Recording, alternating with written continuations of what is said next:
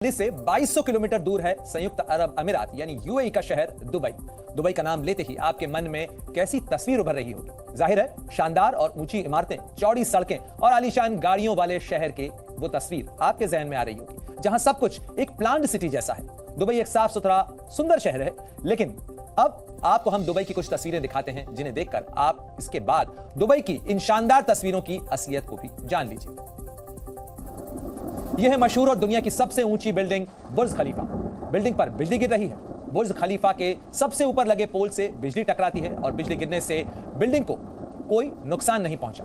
दरअसल दुबई में 17 नवंबर को भयंकर बारिश शुरू हुई थी। बारिश से सबसे पहले वहां तूफान भी आया और बारिश के बाद दुबई की तस्वीर बदरंग हो गई थी।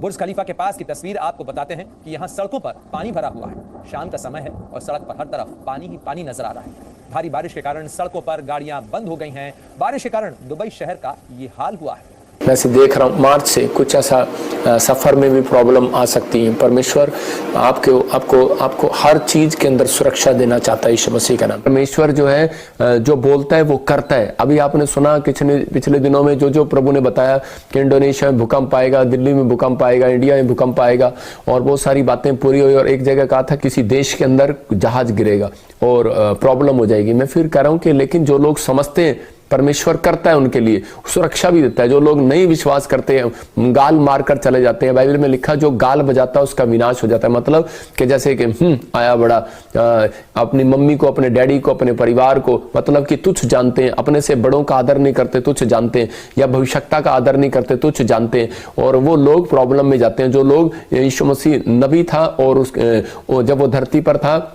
तो बहुत सारे लोगों ने उसकी बात का विश्वास नहीं किया और उन्होंने नुकसान उठाया। ऐसे ही बहुत सारे लोग इस समय ऑनलाइन चर्च में जुड़े हुए हैं। जो लोग विश्वास के साथ जुड़े हुए हैं, मैं कह रहा हूं प्रतिफल आपकी गोद में होगा यीशु मसीह के नाम में। आप आशीषों को देखेंगे और आपकी ब्लेसिंग खुलेगी।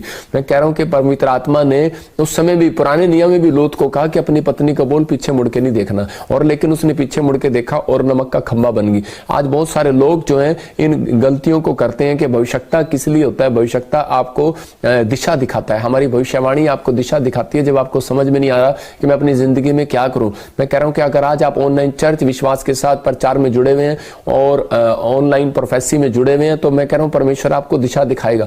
ये कोई आपको मैसेज करने से, कमेंट्स करने से प्रोफेसी नहीं करूंगा मैं। परमेश्वर का आत्मा जो मुझे अगुवाई करेगा मैं उसके द्वारा आपको प्रोफेसी दूंगा ताकि आप लोग पवित्र आत्मा के अनुग्रह में उस दिशा को पकड़ें और ब्लेसिंग को देखें। आज पवित्र आत्मा आपके लिए अद्भुत काम करना चाहता है। ये पाल में देखो जो बताया गया पवित्र आत्मा ने पूरा किया, लेकिन परमेश्वर आशीष दे और शांति दे उन घरों में भी जिन घरों में हादसा हुआ। क्यों बताया गया? इसलिए बताया कि ताकि आप लोग समझें कि सफर में जाना है या नहीं जाना है, क्या करना है क्या नहीं करना। क्योंकि बाइबल प्रकाशित वाक्य में पहले से भविष्यवाणी की पुस्तक है ये कि पवित्र आत्मा ने सब चीजों के बारे में पहले से बताया। सबको जय मसीह की। मैं प्रोफेट बजिंदर सिंह परमेश्वर का धन्यवाद करता हूं और आप सबका भी धन्यवाद करता हूं कि जो लोग इस समय ऑनलाइन है। आज मैं विश्वास दिलाता हूं उन लोगों को जो इस समय बड़ी देर से घंटों से आप आराधना कर रहे थे आज ऑनलाइन चर्च बैठकर और इस समय आप गवाहियां सुन रहे थे। परमेश्वर आपकी जिंदगियों में ब्लेसिंग देगा और परमेश्वर आपके जीवनों में बहुत सारी आशीषें स्वर्ग से रिलीज करे।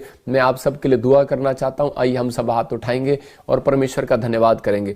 परमेश्वर मैं प्रार्थना करता हूं इस समय पवित्र आत्मा जी के जो लोग इस समय ऑनलाइन चर्च में जुड़े हुए हैं पवित्र आत्मा इनकी जिंदगियों में आशीष दे। जो इस समय पवित्र आत्मा मुझे सिंगापुर से, मलेशिया से, थाईलैंड से, इस समय पवित्र आत्मा मॉरिशस से, बैंकॉक से, पवित्र आत्मा न्यूजीलैंड से, ऑस्ट्रेलिया, अमेरिका से, कनाडा से, पवित्र आत्मा जर्मनी से, नेपाल से, पाकिस्तान से, इंडिया से, परमेश्वर हर कोने से, कहीं से भी पवित्र आत्मा, ब्राजील से, क्या पवित्र आत्मा जी फ्रांस से, इटली से, पवित्र आत्मा कहीं से भी देख रहे हैं परमेश्वर इसी समय इनके घरों में आज से बड़ी ब्लेसिंग आने पाए। क्योंकि पवित्र आत्मा ये तेरे कलाम को सुनने के भूखे और प्यासे हैं। और पवित्र आत्मा जी जो इस समय पवित्र आत्मा कोई भी डरा हुआ है, कोई भी घबराया हुआ है, कोई भी पवित्र आत्मा आज परेशान है किसी नौकरी को लेकर, जॉब को लेकर, पवित्र आत्मा कोई बच्चों की शादियों को लेकर, कोई भी किसी प्रकार की पवित्र आत्मा बीमारी से जूझ रहे परमेश्वर, मैं ऐसे लोगों के लिए आज प्रार्थना करता हूं पवित्र आत्मा जी। वो लोग आज पवित्र आत्मा जी प्रार्थना सुनने के बाद परमेश्वर बड़ी शांति को अपने घर में देखने पाए, बड़ी गुड न्यूज को स्वर्ग से आते सुनने पाए परमेश्वर। ये लोग आशीषों को देखने पाए यीशु मसीह के नाम में। आमीन आमीन।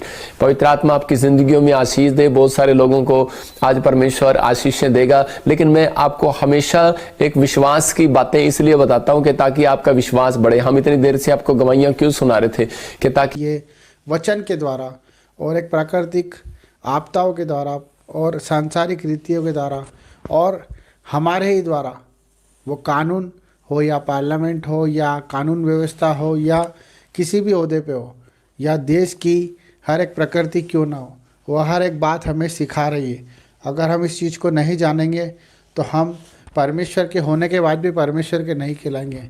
ये हमारी कमियां हैं कि आज हम ईश्वर को जानते कब है, जब हमारी नीड होती है, जब हमारी आवश्यकताओं की हमें बहुत ज़्यादा ज़रूरत होती है, तो हम परमेश्वर के वचन के पास जाते हैं, उसकी आराधना करते हैं, उसकी स्तुति करते हैं। और जब वचन हमें अपने पास लेके आता है तो हम उसे नहीं देख पाते। इसी तरह वचन देखो, आप कहीं संकेत आपको इस तरह के मिलेंगे, कहीं तूफान आ रहा है, कहीं बाढ़ आ रही है, कहीं जलजला आ रहा है, कहीं भूकंप आ रहे हैं।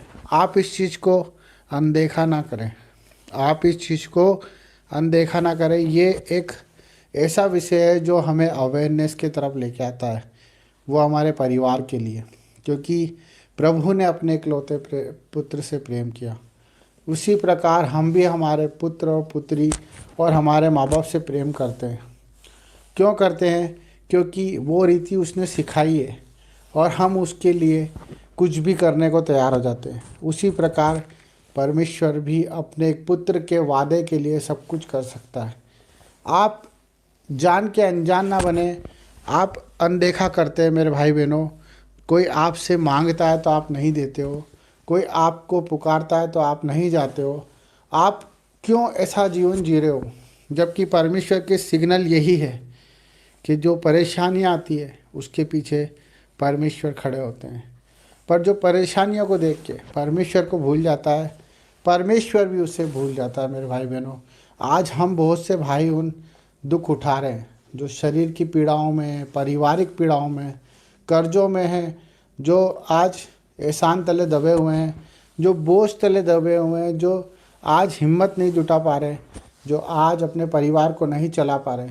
ये सब बातें प्रकृति के रूप में हमें सिग्नल देती है, जो परमेश्वर के वचन के द्वारा हमें, जिस तरह से एक पुलिस वाला आराधना करता है, जिस तरह से एक पार्लियामेंट के अंदर चीख चीख कर एक संविधान के लेकर, एक संविधान को लेकर, एक न्याय को लेकर परमेश्वर की जीविता का प्रमाण देता है। और इसी तरह परमेश्वर की प्रकृति भी उस चीज़ का प्रमाण देती है। जब नदी नाले सूख जाते हैं, जब आकाश काला हो जाता है और चंद्र ग्रहण होता है और सूर्य उदय होता है और पंछी आकाश में इधर से उधर होते हैं, जिन पे कोई बंधन नहीं है, जिन पे कोई बंधन नहीं है, वो कोई देश को नहीं जानते, वो कोई जात नहीं जानते, कोई समाज नहीं जानते, वो सिर्फ परमेश्वर की हमें सिग्नल देते हैं, वो परमेश्वर की क्रियाओं को हमें समझाते हैं। पर हम भूल जाते हैं कि हम इस सृष्टि में ईश्वर के भरोसे आए हैं। हम परमेश्वर के रूप में, उसके समानता के तरह हम इस सृष्टि में आए हैं। हम जिस दिन अपनी फ़िक्र करना छोड़ देंगे, जिस दिन हम दूसरों की फ़िक्र करना शुरू कर देंगे, उस दिन आपको परमेश्वर की हर एक बात सुनाई भी देगी और दिखाई भी देगी। हमें अपने दर्दों को, अपने दुखों को आज अपने जीवन से निकाल के फेंकना है। हमें उनका महत्व ख़त्म करना है। जो हमें लगता है कि हमारे बिना नहीं हो सकता, वो चीज़ों को हमें छोड़ना है। मेरे भाई बहनों, हमें हर एक जिम्मेदारी को प्रभु को सौंपना है। हमें हर एक बात को प्रभु के हाथों में सौंपना है, चाहे वो कितनी भी बड़ी बीमारी क्यों ना हो, हमें परमेश्वर के हाथ में ही सौंपना है। चाहे वो कितना ही बड़ा संघर्ष क्यों ना हो, क्योंकि जब आयुब को आप देखते हो बाइबल में कि वो परमेश्वर को कहता था कि अगर परमेश्वर चाहे तो मुझे मार भी दे तो मैं उस पर भरोसा करना नहीं छोड़ूंगा। हमारा भरोसा परमेश्वर पर होना चाहिए, क्योंकि न्याय का दिन निकट है। आपके न्याय का दिन निकट है, क्योंकि आपने जो करा है उसे आपको प्रभु के सामने रखना पड़ेगा। इसलिए मन फिराओ, पश्चाताप करो, प्रभु के करीब आओ, दुआएं करो, प्रार्थना करो। इसी से बचोगे, हर एक परेशानी से, हर एक तकलीफ़ से, कर्जों से, बीमारियों से। जब आप मन फिराओगे और अपनी गंदी आत्मा को छोड़कर परमेश्वर की पवित्र आत्मा को स्वीकार कर लोगे, यही सच्चा परमेश्वर हमसे चाहता है कि आप आपकी फ़िक्र छोड़ दें और परमेश्वर की प्रार्थना दुआ में लग जाएं और उसके कामों को करें, उसके कामों को ढूंढें, उसके